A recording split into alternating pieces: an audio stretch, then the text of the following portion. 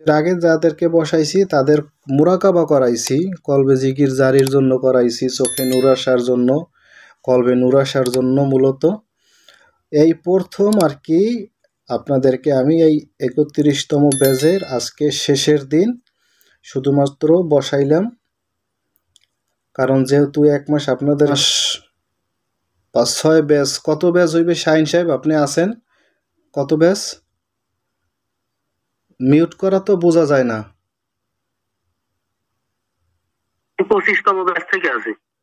25তম batch থেকে, তাহলে ৬ মাস পর্যন্ত উনি ৬ ব্যাচ পর্যন্ত আছেন, উনি ৬ ব্যাচ পর্যন্ত করতেছেন। তো কাশফ খোলার জন্য মূলত আমি এখন পর্যন্ত কখনো ছাত্রদেরকে বসাই নাই।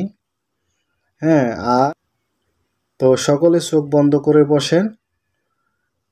যদি ডান দিক থেকে সাদা আলো প্রকাশিত হয় প্রথমে, তাহলে বুঝবেন এটা হচ্ছে ওস্তাদের নূর।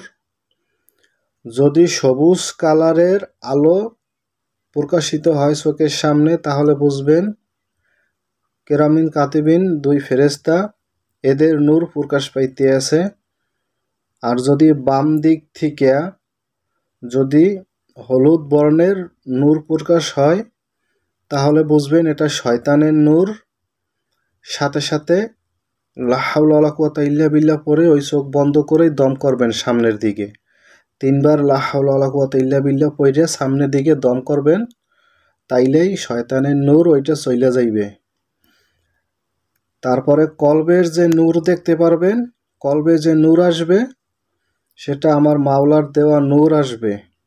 এবং যদি কোনো বুজুর্গ আসে অথবা আপনার চোখের সামনে কোনো কিছু দৃশ্যমানও হইতে পারে, তবে তাদের সাথে মূলত বলাটা উচিত, সবার সামনে প্রকাশ করা নিষেধ আছে। হ্যাঁ, কেউ কোনো আলামত পাইছেন কিনা চোখের সামনে কোনো কিছু প্রকাশিত হয়েছে, কোনো কিছু এরকম কারো হয়েছে কিনা? জি আলহামদুলিল্লাহ, বসার পরপরই ডান দিক থেকে বিস্তারিত বলতে নিষেধ করছি আমি। আচ্ছা, আর কোনো কেউ কিছু কোনো আভাস পাইছেন চোখের সামনে?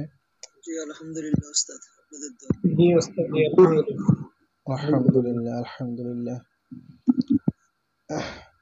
আচ্ছা, আমাদের